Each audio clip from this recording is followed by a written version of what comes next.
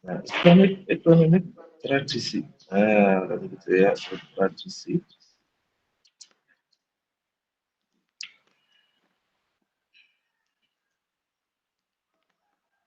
Mulai dari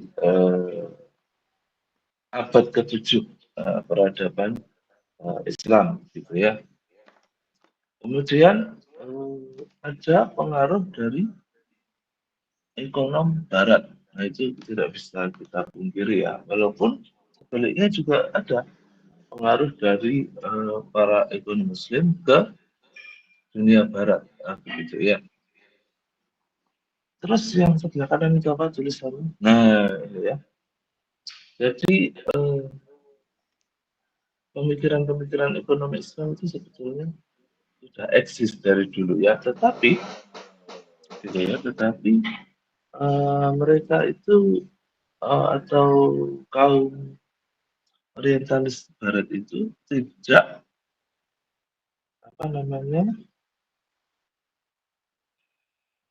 eh, mengakui kan begitu ya, tidak mengakui adanya eh, pemikiran-pemikiran tersebut. Misalkan seperti contoh ya, sebagai contoh ada Thomas Aquinas itu salah satu ekonom itu ya, satu ekonom juga. Itu dipengaruhi oleh Al-Ghazali ya, Imam Al-Ghazali ya, sama Ibnu Rushd. Ibnu Rushd. Terus ada juga yang namanya Mr. Adam Smith itu disebut bapak ekonomi ekonomi itu ya, Adam Smith itu ya, dan itu sebetulnya juga terpengaruh juga oleh pemikiran uh, para ekonom Muslim zaman dulu ya. Nah, jadi uh, mungkin bisa di slide selanjutnya.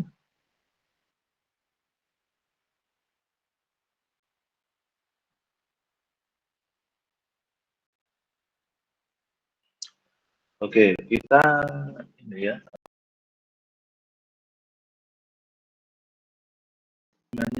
uh, diberi kelonggaran 2 kali kelas online ya, 2 kali kelas online. Nah, kenapa? Karena kita punya hak untuk memilih calon presiden kita ya. Nah, jadi 2 minggu pertama ini kita masuk online, tapi nanti selanjutnya kalau bisa offline ya. Karena ini pelajarannya seru loh ya sejarah ini ya. Kadang-kadang itu saya kasih game-game tertentu ya. Mana slide ininya? Kalau nggak kelihatan. Bentar Bapak, HP-nya mati. Yo, HP-nya mati. Nah, udah kelihatan gitu ya. Oke.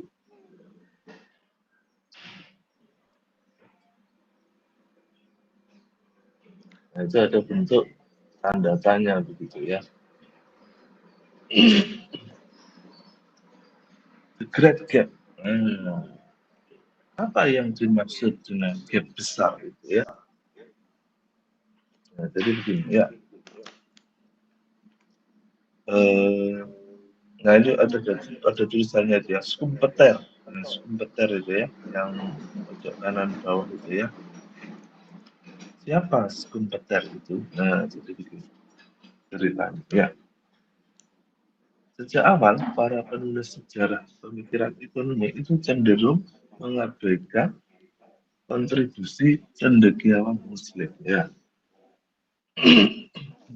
jadi mereka mulai cerita sejarah mereka itu di buku-bukunya mereka itu menggunakan eh, karya tulisnya para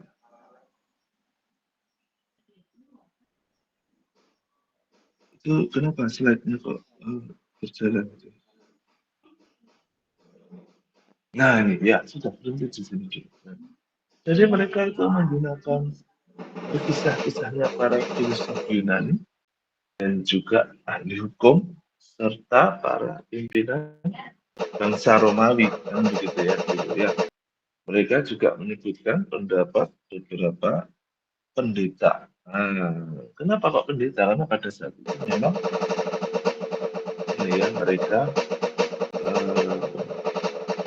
menguasai dunia pada saat itu ya. Kalau nggak salah ini pada saat zaman ini abad ke-8 ya. Di abad ke-8. Kenapa disebut abad ke-8? Karena pada saat itu ilmu pengetahuan itu tidak berkembang ya, tidak berkembang ya.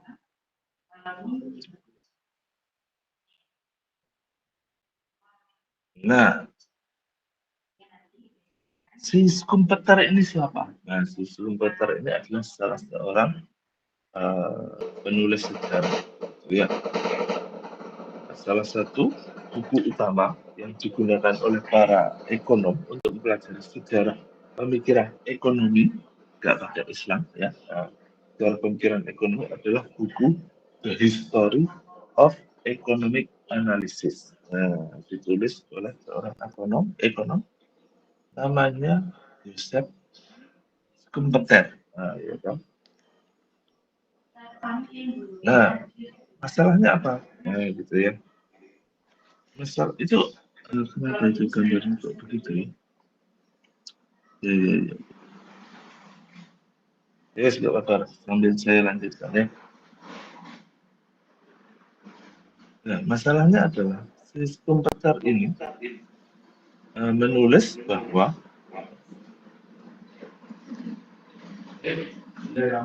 Eropa dan Barat itu sangat ini ya, sangat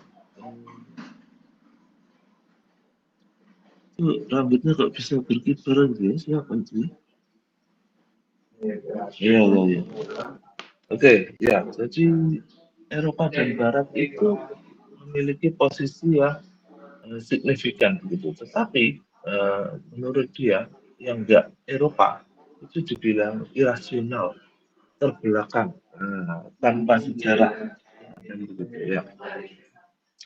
Dan sebetulnya kalau kita pelajari itu ya,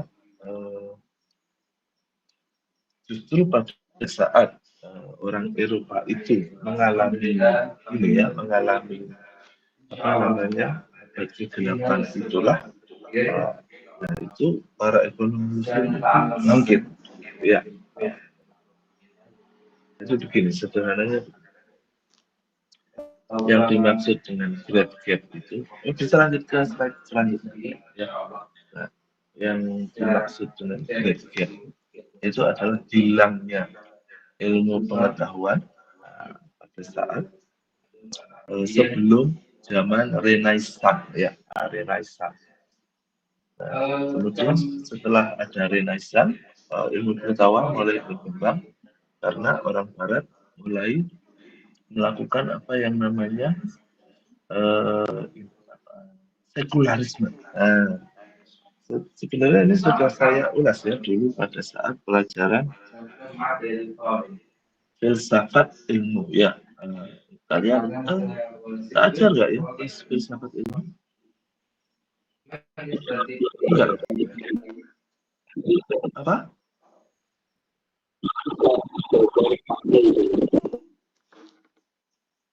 Enggak kedengeran. Tidak Bapak dulu diajari waktu laluan.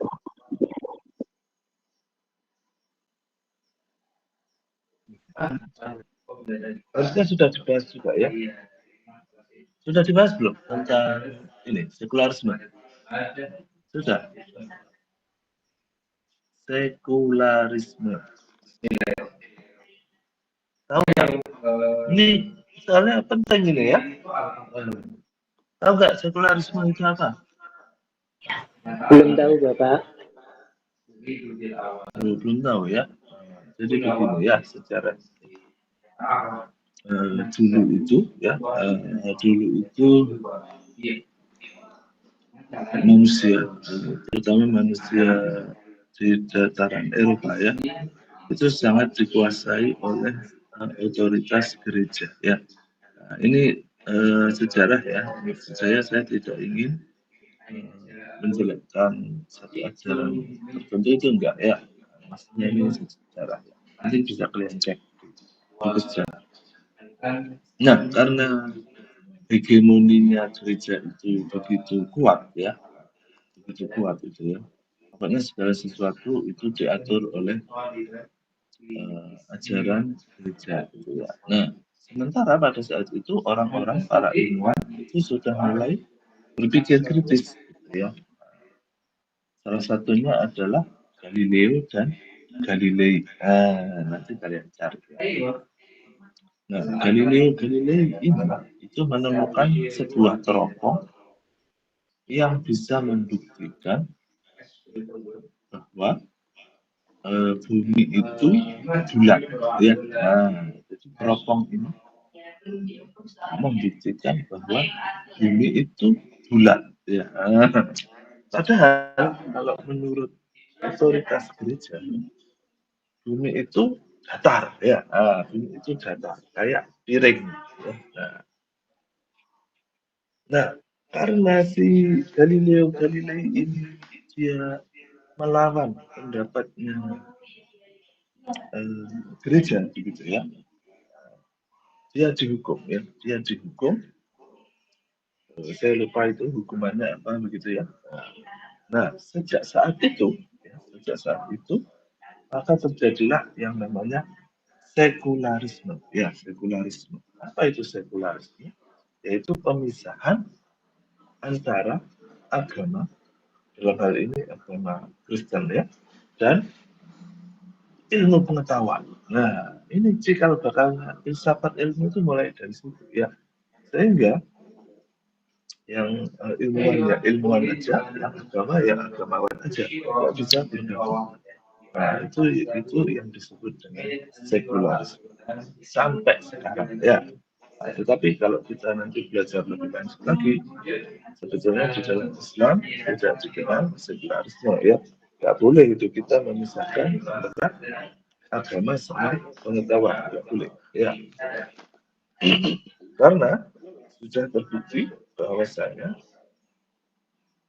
Al-Quran itu sendiri itu adalah sumber pengetahuan ya, dan segala sesuatu yang ada di Al-Quran itu bisa dibuktikan secara ilmiah. Nah, itu ya. Jadi Al-Quran itu adalah magic book gitu ya, buku ajaib. Nah, misalkan gitu ya, keajaiban di dalam kandungan. Nah, itu diceritakan di dalam Al-Quran. Dan itu terbukti secara ilmiah kan begitu ya, melalui ilmu kandungan ya toh.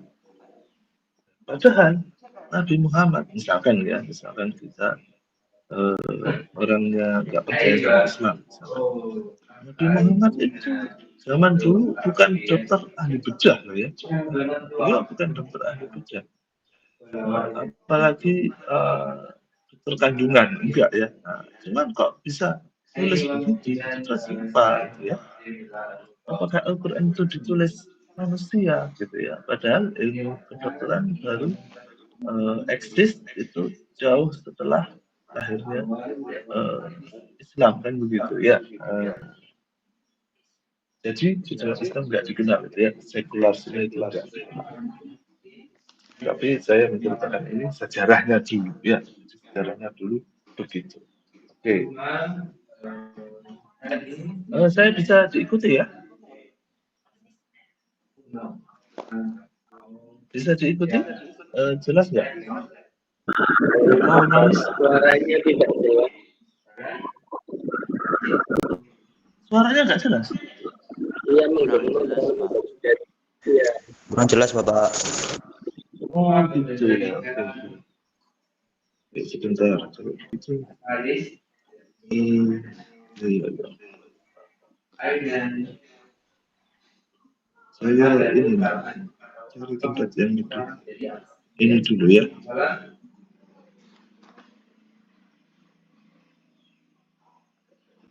I will link and Mr.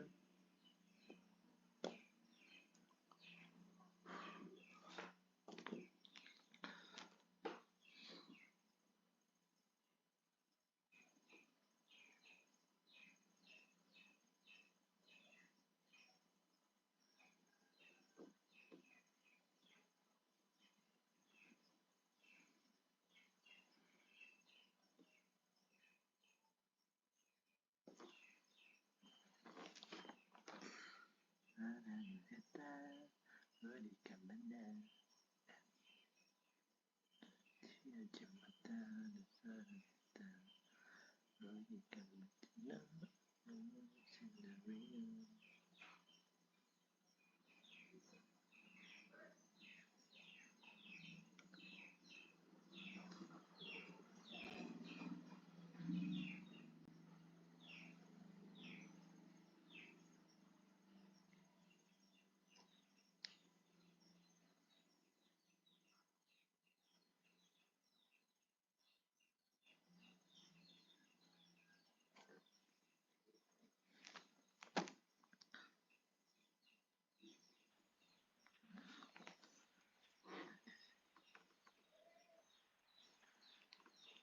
Halo, halo,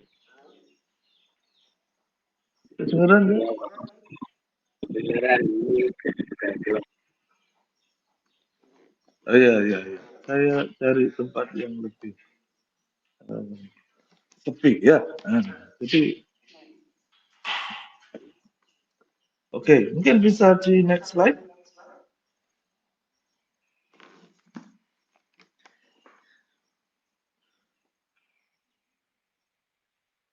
Nah, ini tentang yang tadi ya, yang saya ceritakan tadi ya. Joseph Schumpeter tadi ya, yang nulis The Great Gap bahwa eh, sebelum Renaissance itu abad ke-8 itu tidak ada pemikiran di situ ya. Padahal pada saat itu justru umat Islam itu ini sangat berkembang ininya ya, pemikirannya ya. Itu sangat berkembang. Sehingga konon dikatakan bahwa tahu teori supply demand nggak? Kalian kan sudah dapat mikro ya, sudah dapat mikroekonomi. Belum, Pak. Loh, pengantar teori ekonomi sudah kan ya? Oh, kalau pengantar sudah, Pak. Oh ya, kita diajarin supply demand kan?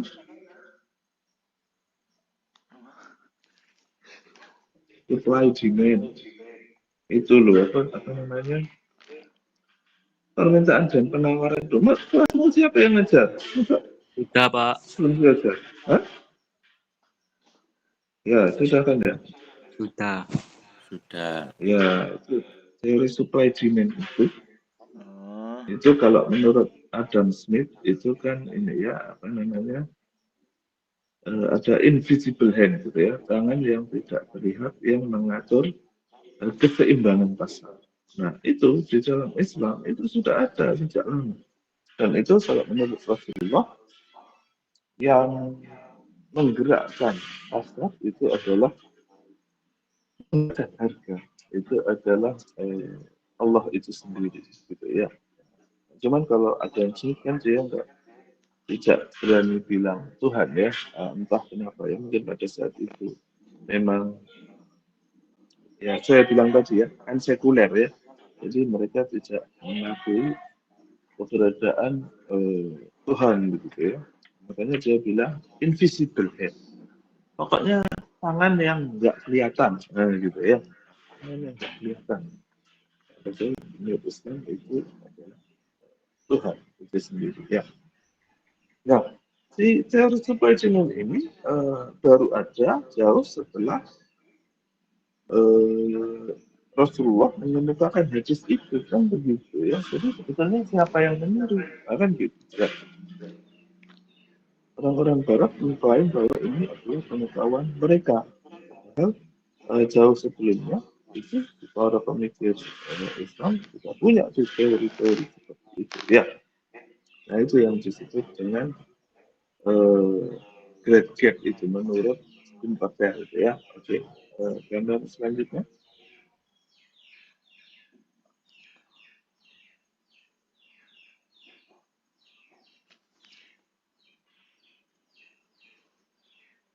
Ya, next slide, next slide. next.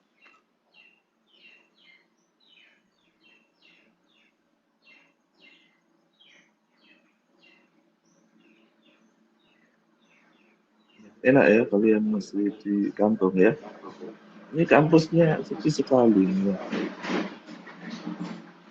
Memang kita ini ya. Oke, economic thought of early Islam. Jadi pemikiran ekonomi Islam pada masa-masa awal begitu ya.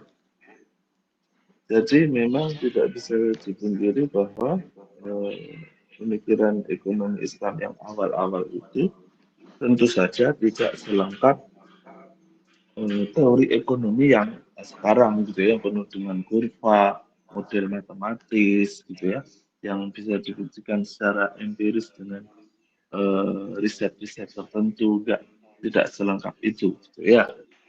Cuman itu menjadi basis bagi perkembangan ilmu ekonomi selanjutnya kan begitu ya. Eh, misalkan ya.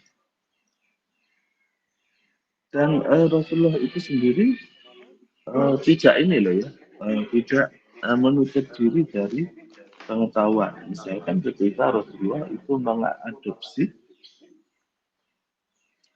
dinar dan dirham, itu sebetulnya beliau terinspirasi dari koin emas bangsa Romawi, gitu ya, koin emas bangsa Romawi. Tetapi itu kan memang secara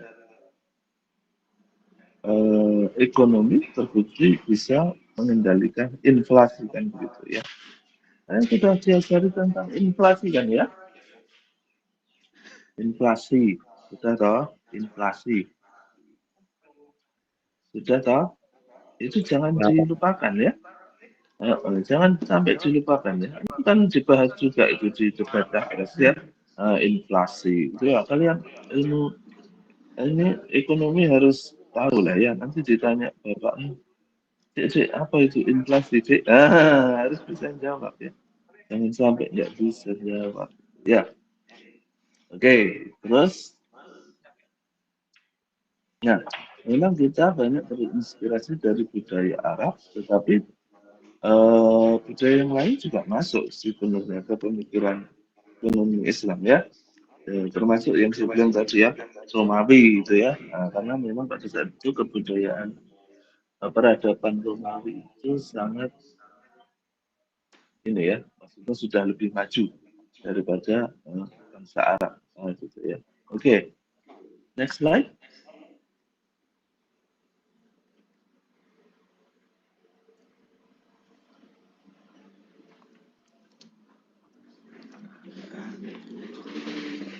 Ya, gambar apa itu? Oh, ini ya, dominasi Islam dan mulai menurunnya era keemasan Islam gitu ya. Nah, jadi ini apa namanya? Para ahli sejarah mengatakan bahwa mulai berkurangnya peradaban zaman Islam dulu. Jadi Islam dulu itu kan luar biasa ya, keren ya. Pas masa keemasan para khalifah itu, bahkan zaman dulu itu sempat tidak ditemukan orang yang berhak dikasih zakat. Nah, gitu ya.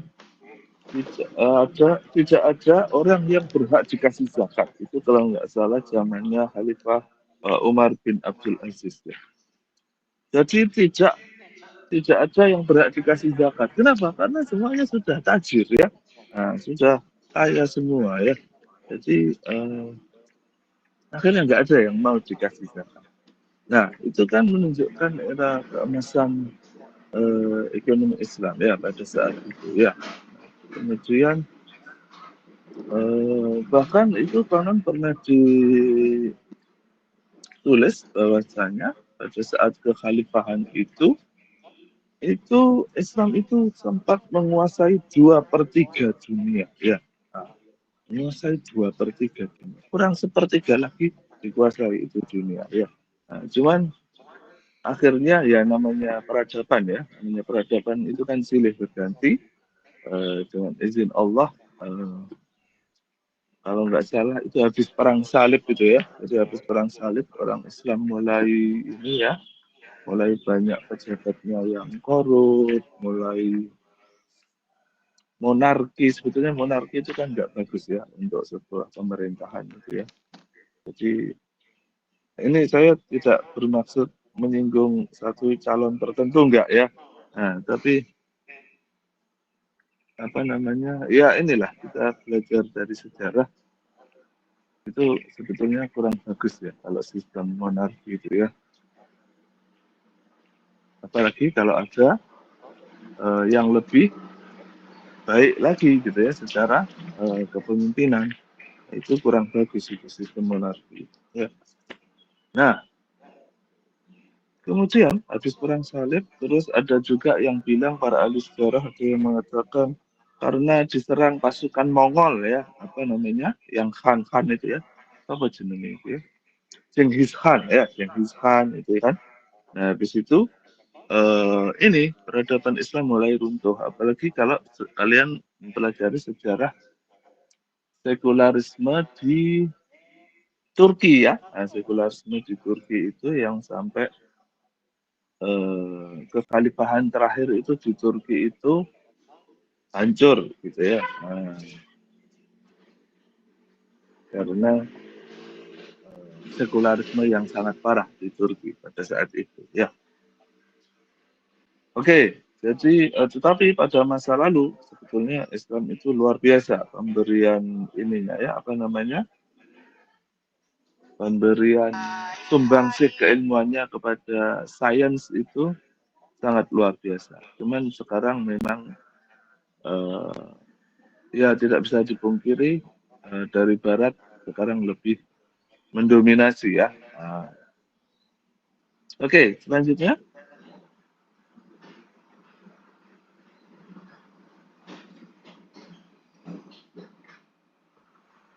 Ya, ganti slide ya, ganti slide.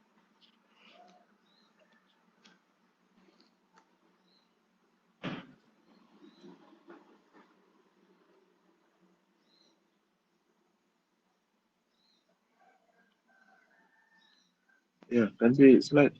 Haidar. Saya ngajar apa di kelasmu ya? Semester kemarin saya ngajar apa ya? Tidak apa Bapak. Apa? Belum Dengan ngajar kali ini. tidak mengajar. Saya belum pernah ngajar kelasmu. Belum. Oh iya. Iya Bu, ya Pak ya. Ngajar ya. Oh iya. Berarti kita harus ketemu offline ya. Saya Kak, biasanya kalau saya belum pernah ngajar di kelasmu itu, pertemuan pertama itu harus perkenalan dulu ya. Nah, nanti aja kalau ketemu ya, habis pemilu kita ketemu langsung ya. Oke, kelas apa ini kelasmu? Apa? Kelas E. Kelas F, Pak. Kelas F, Pak. Oh, kelas F ya. Oke. Nanti kita ketemu lah ya, secara tatap ini ya, tatap langsung. Oke, feudal society. Nah, feudal society ya. Apa yang dimaksud dengan feudal society itu? Ya, jadi feodal itu sebetulnya dari zaman dulu itu kan banyak tuan tanah ya. Jadi banyak tuan tanah gitu ya. Terus banyak pembagian kelas ya, pembagian kelas kayak di ini apa, kayak di India gitu kan ada strata-stratanya ya. Feodalisme itu adalah siapa yang punya banyak tanah dia berkuasa, gitu ya, dia berkuasa. Ada strata-strata sosial yang kaya dengan yang miskin. Nah, kemudian setelah berkembang ke revolusi industri, orang pakai mesin, nah itu stratanya berubah dari tuan tanah ke petani menjadi borjuis dan proletar. Nah, nanti kalian harusnya ini sudah diajarkan juga nih tentang komunisme di filsafat ilmu ya. Nah, filsafat ilmu kemarin harusnya sudah dibahas juga nih tentang komunisme, lahirnya komunisme begitu ya. Nah, tentang borjuis dan proletar. Borjuis itu kaum pemodal, proletar itu adalah kaum buruh ya, di mana teori pertentangan kelas itu menyatakan bahwa borjuis itu selalu menindas proletar, sehingga yang proletar itu harus bangkit mengadakan revolusi. Nah, sehingga terciptalah kelas yang sama. Jadi nggak ada yang kaya, nggak ada yang miskin, sama rata, sama rasa. Itu cita-citanya komunisme. Ya, oke. Tapi itu nggak sesuai dengan Islam ya. Kenapa? Karena menurut Islam kaya dan miskin itu sudah ini ya, sudah diatur oleh Allah ya. Jadi kalau orang Islam itu boleh kaya, bahkan harus kaya, tapi nggak boleh miskin. Nah, harus kaya, tapi nggak boleh miskin. Tetapi perbedaan antara yang sangat kaya dan agak kaya dan hampir kaya itu sudah sunatullah ya. Itu nggak bisa di. Nah, cuman kaum komunis sosialis kan karena mereka nggak percaya agama ya. Jadi menurut mereka, oh nggak bisa, harus sama rata, harus sama rata. Nggak ada yang lebih kaya dari yang lain, nggak ada yang lebih susah dari yang lain. Semuanya sama, bajunya sama, rumahnya sama, mobilnya sama. Nah, itu idealisme mereka begitu.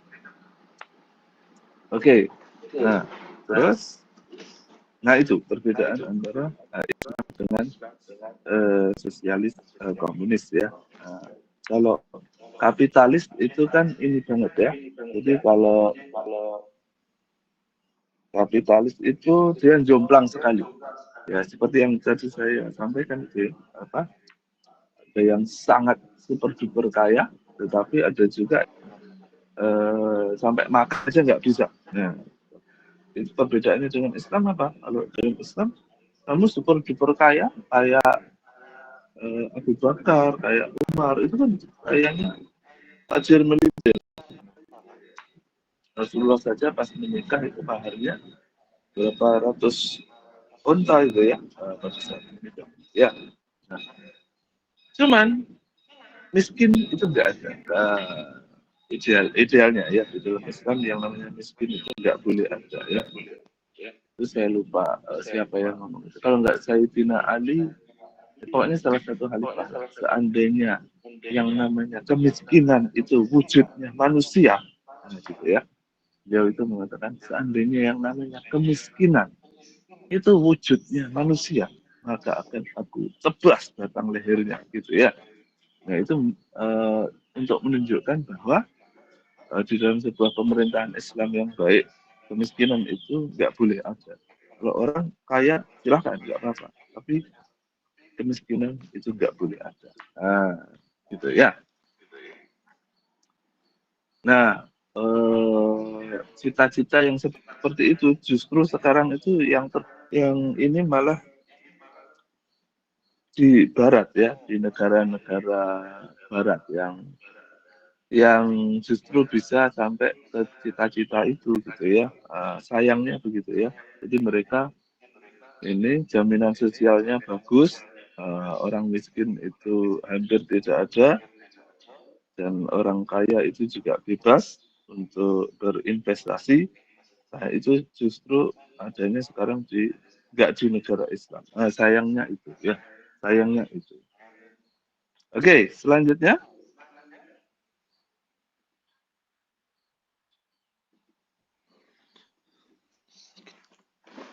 Selanjutnya.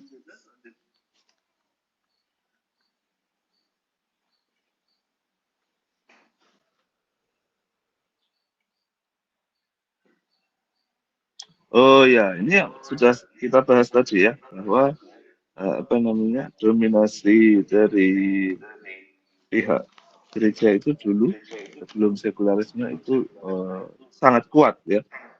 Makanya terus terjadilah apa namanya sekularisme itu ya. Oke, lanjut saja lanjut.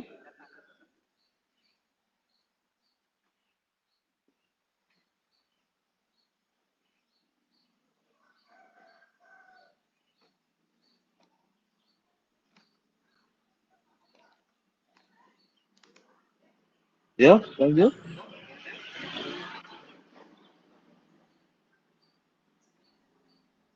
Nah, ini ya, jadi sangat penting bagi kita untuk mengenali tokoh-tokoh Muslim yang sudah banyak berkontribusi pada pemikiran ekonomi ya.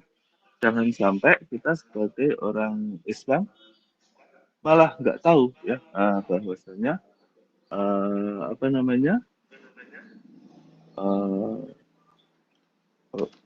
para pemikir Muslim itu banyak menyumbangkan pengetahuan bagi peradaban kan begitu ya.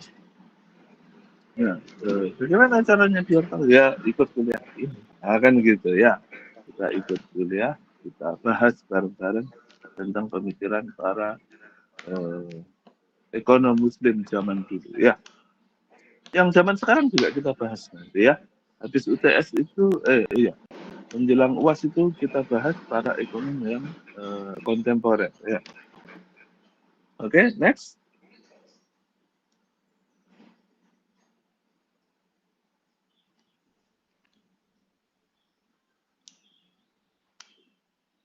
Nah, fase-fase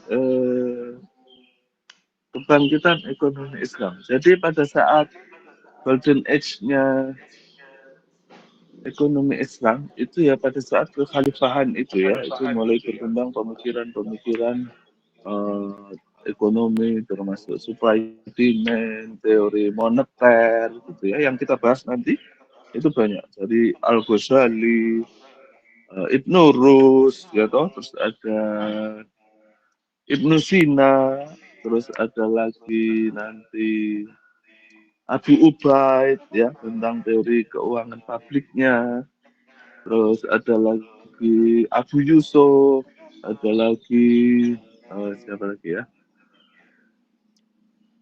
Kalau Al-Khawarizmi itu tidak dalam bidang ekonomi beliau. Banyak lah ya nanti silakan lihat RPS-nya ya, itu hampir setiap pokoknya satu pertemuan itu selalu membahas satu orang tokoh minimal ya. Ada yang satu pertemuan dua orang tokoh ada, tetapi paling tidak satu pertemuan itu selalu satu orang tokoh. Nah itu menunjukkan bahwa banyaknya para ekonom Muslim. Nah cuman sekarang saat-saat ini setelah Renaissance itu ya, setelah revolusi industri itu kita kalah sama dunia barat ya. Mereka ilmu pengetahuannya sangat berkembang dan kita tertinggal ya, sangat tertinggal. Bahkan bisa dibilang sampai saat ini masih agak tertinggal ya. Buktinya belum ada. Tuh, saya belum pernah dengar tuh pemenang Nobel Ekonomi orang Islam gitu belum pernah dengar saya ya akhir-akhir ini ya. Oke, lanjut.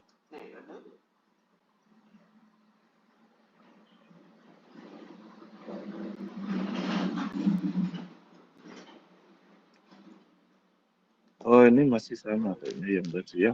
Fase-fase sudah sama lah ini ya. Lanjut, lanjut.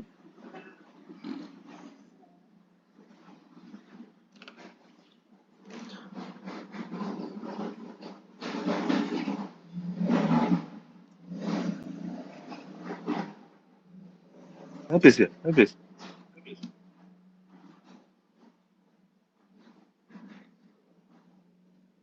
Ya, kayaknya habis. Oke, kita lanjut ke ini ya. Bikinkan grup WA ya. Nanti kita diskusi di situ. Termasuk nanti kalian bagi kelompok ya. Bagi kelompok menjadi 7 untuk mulai presentasi minggu depan ya. Oke, gitu ya untuk hari ini. Nanti kita lanjut di grup WA. Terima kasih perhatiannya ya. Kita tutup dengan sebetulnya belum ya. Belum selesai. Nanti kita lanjut di grup WA ya. Terima kasih ya. Wassalamualaikum warahmatullahi wabarakatuh. Waalaikumsalam warahmatullahi Terima kasih wabarakatuh. Bapak. Terima kasih Pak. Nanti saya dikasih rekamannya ya. Ya, Pak. Bapak izin bertanya.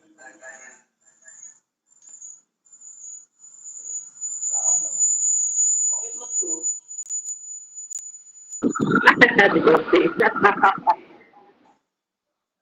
Halo guys, halo. Sing sabar nek musuh aku. Aku DPA nih. Wah sih. DPA aku iku. Adli kok toksi. Jadi apa? Dli. Adli panik. Ada ngono Dli sabar. Santai mbak wong. DPA aku iku. Tak kau Faizul gak percaya. Adli liar itu.